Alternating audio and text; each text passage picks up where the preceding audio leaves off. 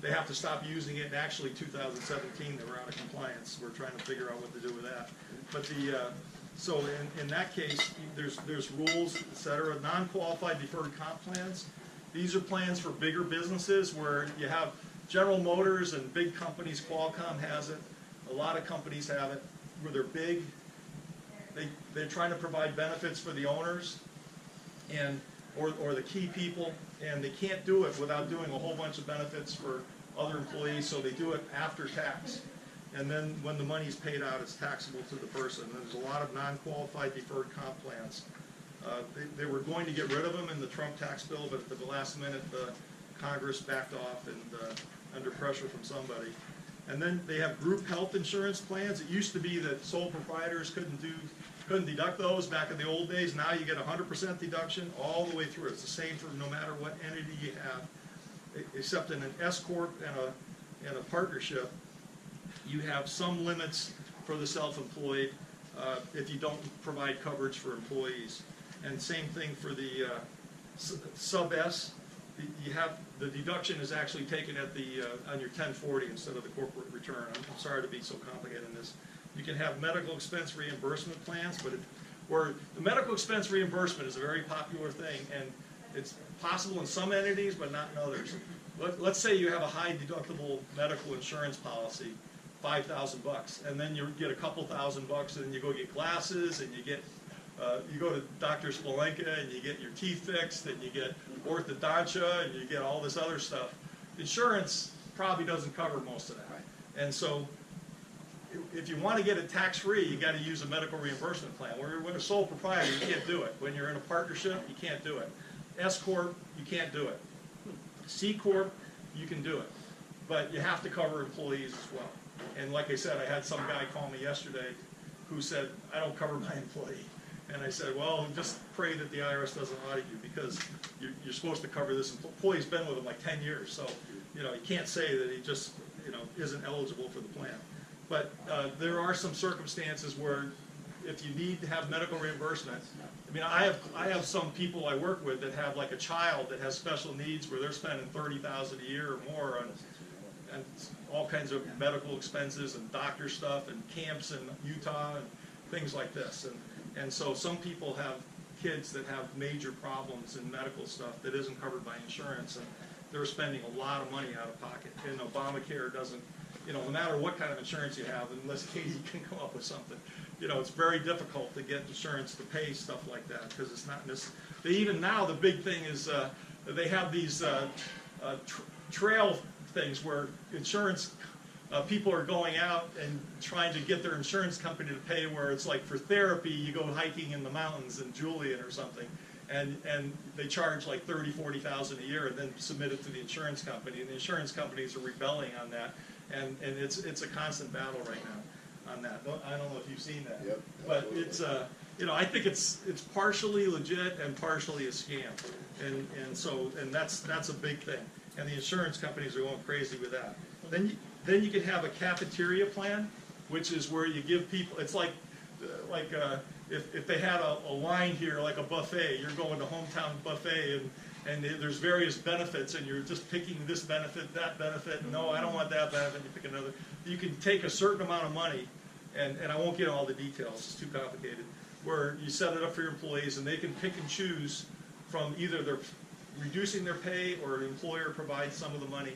And there are limits on how much you can do for health insurance, and that could include child care, as long as it's not for as long as the owners aren't getting too high a percentage. In other words, Congress said this is all great stuff for your employees, but child care and cafeteria plans and tuition reimbursement, etc., can't be just for the owners. So a lot of big companies, they have child care plans where you can get child care tax-free up to certain limits, and then tuition. If you work at Qualcomm and you want to get an MBA on the side, maybe they'll pay for it. Even if you're not in a business where the MBA is beneficial to Qualcomm, but they have tuition assistance plans. So that's just something that's too complicated to really get into, but I just wanted to talk about it briefly. And then there's some other benefits that are kind of complex. Stock options, VIBAs and phantom stock plans. I think I'm not going to talk about those, but those are for the bigger company. I'm working with a couple right now that are doing phantom stock plans, but we're calling them something else because people get confused. They think they actually have equity, but they don't. It's just a way to calculate a bonus. And those are usually not for the owners, they're for the rank and file, the non-owners, to give them an incentive to go out there and bust their whatevers to make the business grow and get clients, and the more they do, the more they get, and they get more incentive units, and then when they retire or the business sells, they get a big check. That's the theory of it. Sometimes the companies go under and they get nothing, but you know, there's a lot of companies that do well for a while, and then we've seen in the high-tech field, you know, how many companies are like lying on the side of the road dead, you know, after Apple and Microsoft have wiped them out, you know. So so it's not always up and up. People in Silicon Valley, there's a lot of casualties for anyone for all the ones that survive. There's like 10 or 15 that have gone under on the side. So now on page 4 or 5, I have the different plans that you can have. Your qualified plans, you can have a profit sharing plan. You don't see as many of those around, but most of the time a 401k plan has a profit sharing feature in it. Then a target benefit plan, those are obsolete. And all these other, you can have plans that are age weighted. So if you have an owner that's like me, you know, 60-something years old, and I have like a bunch of employees that are in their 20s, 30s, and 40s, I can get, it's almost like I say it's like buying a life insurance policy. If I go to John Hancock and buy $1 million policy, my premium is here somewhere. I got a 25-year employee and I buy $1 million policy for that employee, premium's down here somewhere. And so you can do that with a profit sharing plan that has, where your average age of your employees is 10, 15, 20 years younger than you. In my case, it might be 30 years younger, but you know, it depends on how old the owner is. And then with a defined benefit plan, again, if you have older owners and younger employees, a defined benefit plan can let you put away much more than the $50,000, $55,000 you can do in a profit sharing 401k combination. As long as you have an older owner and younger employees, and the cost ratio makes sense. And there's a lot of ways to use that will be way over the technicality of this talk to try to make the plan cost effective, flexibility, so you don't have to get locked into a contribution if you have a bad year. But there's a lot of things you can do. These are mostly tax sheltered plans for smaller businesses that are looking for the owners to get benefits. The big companies have backed out of it. I saw Intel just froze its, or no, all the, you know, Apple doesn't have one, Microsoft doesn't, Intel doesn't have one. General Motors is trying to freeze its plan. You know, Ford Motor Company's trying to reduce its plan. You know, the city of San Diego went to a 401k for new employees that aren't police and fire people because they don't want to have the uncertain liability of a defined benefit plan. So you're not going to see in your businesses, this might be suitable for you if you're making a lot of money and you have the right employee mix and you want to shelter more than the $50,000, $60,000, $70,000. And I've worked with people that you know, put away $200,000, $300,000 in these things a year. And you can't do it forever, but you know, you can get a good benefit if you have a right mix of employees or you don't have any employees. And when I say you don't have any employees, you have to really not have any employees.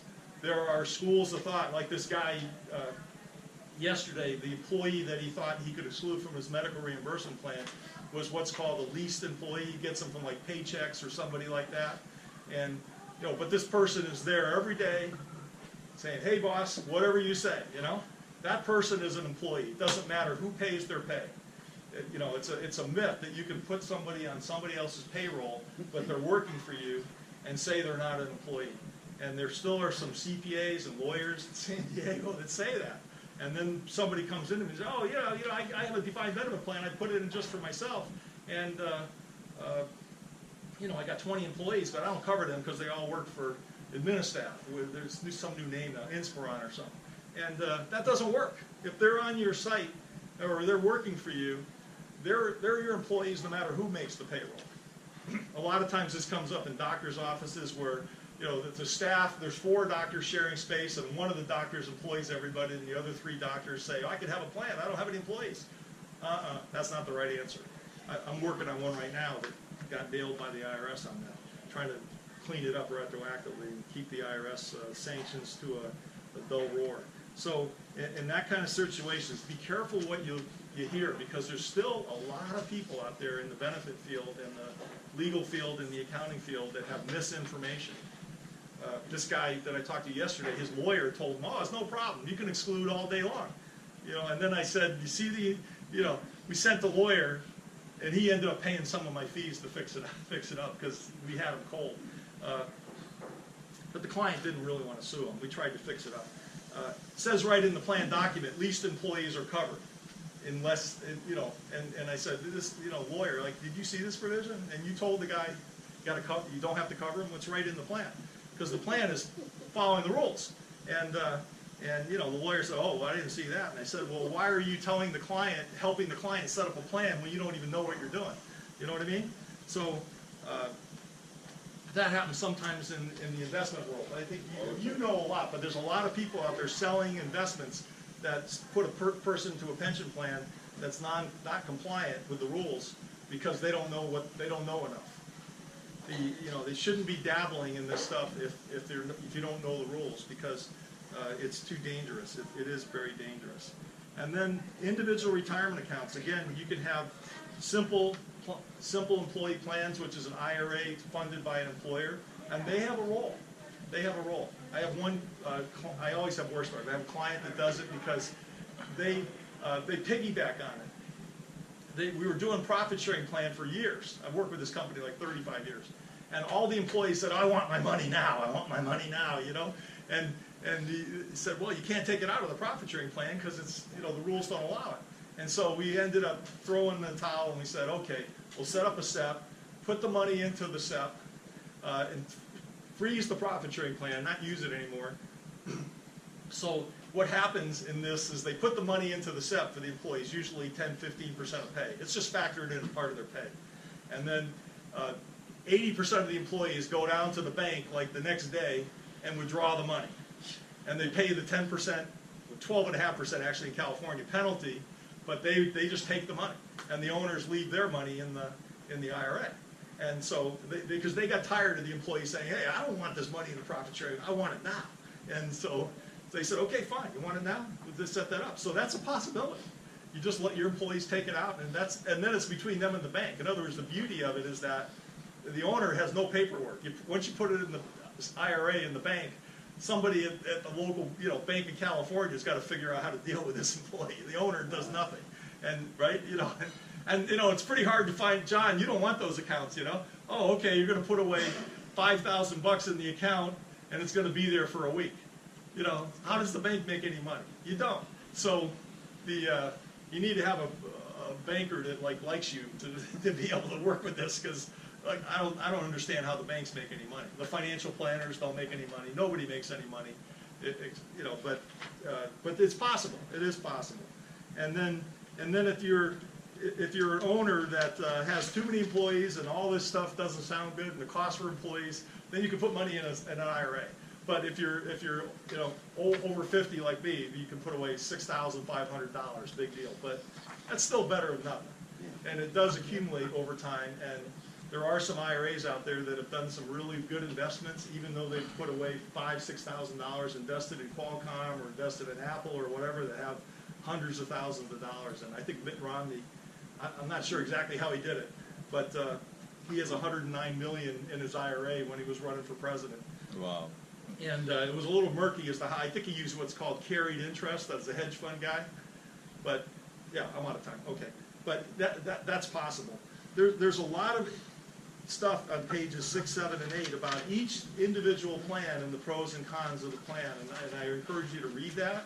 And anybody that has any questions, I'm happy to answer them. It gets a little technical and too long to get into. And then I also talk about employee stock ownership plans. Too complicated, but some companies want to have their employees be part owners to encourage them to do that. I'm working with a company right now that's going to go 100%. The employees are going to own the whole company, and it's going to become an S corp, and it's going to be a tax-free corporation because the money will all be passed through to a tax-free ESOP. So that's pretty cool, and you have to be very careful and do it right. And then there are some health insurance discussions here. Again, I don't do health insurance, but there's some rules on on the various pros and cons of that, and non-qualified plans, et cetera. Too complicated for our group. But if anybody has any questions, feel free to ask me. And there's other people in the group that have particular information on like health insurance, Katie, et cetera, that can help you out. Okay? So if anybody has any questions, I'm happy to answer them. And I'm sorry I went too long. Excellent. We'll go from Wow.